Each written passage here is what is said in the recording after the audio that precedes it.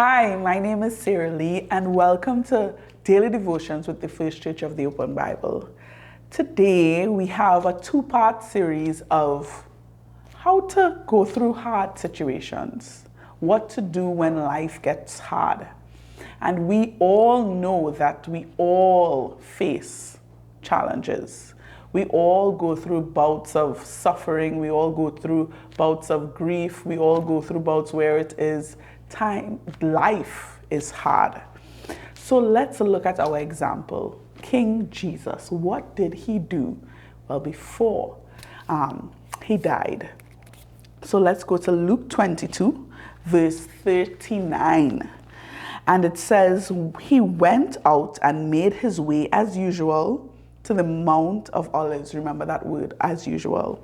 And the disciples followed him. When he reached the place, he told them, pray that you may not fall into temptation. Then he withdrew from them about a stone's throw and knelt down and began to pray. Father, if you are willing, take this cup from me. Nevertheless, not my will, but yours be done. Then an angel from heaven appeared to him, strengthening him. Being in anguish, he prayed more fervently, and his sweat became like drops of blood falling to the ground. When he got up from prayer, he came to the disciples and found them sleeping, exhausted from their grief. Why are you sleeping? He asked. Get up and pray so that you don't fall into temptation. So here we have, I'm going to give you a little background. Here we have Jesus in the Garden of Gethsemane. He's about to, one, be betrayed, not by an enemy, but by one of his disciples. And then two, he's about to be crucified, dying the death of a criminal.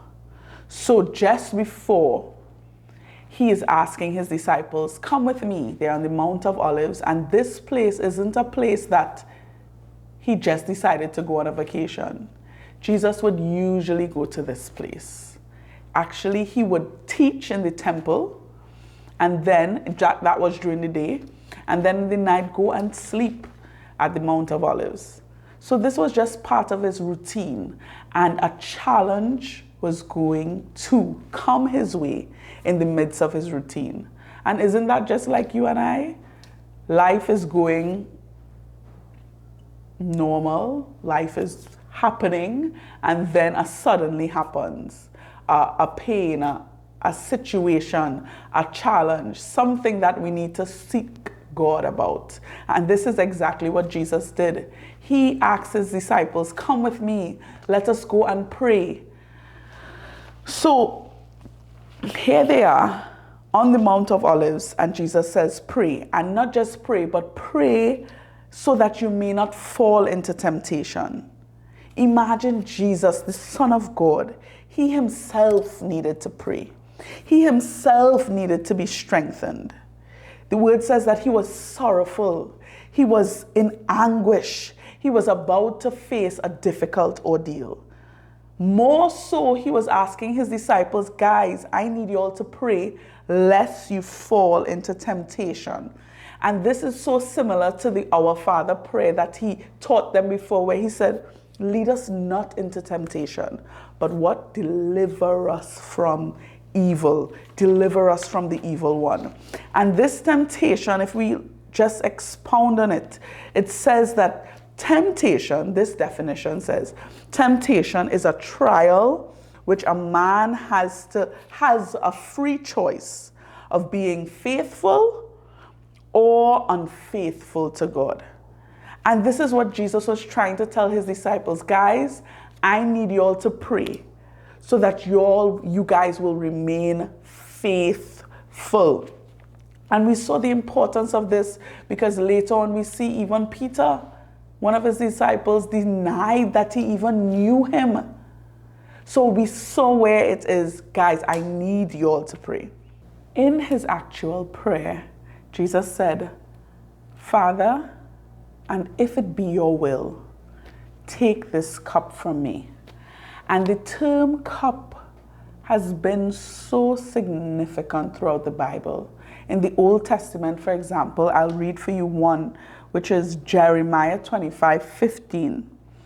And it signifies the Lord's wrath and the Lord's fury and the Lord's judgment upon people, in this case, Israel. And it says, "This is what the Lord, the God of Israel, said to me. Take this cup of the wine of wrath from my hand and make all the nations to whom I send you to drink from it."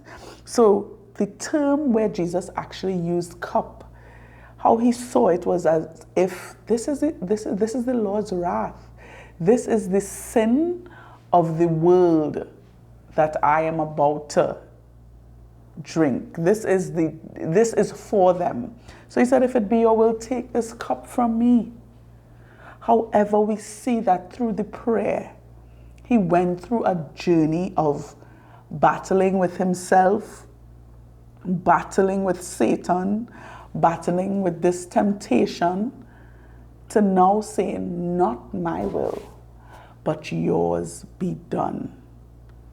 So that is why prayer is the first and foremost way and point and tool that we can use to face hard times.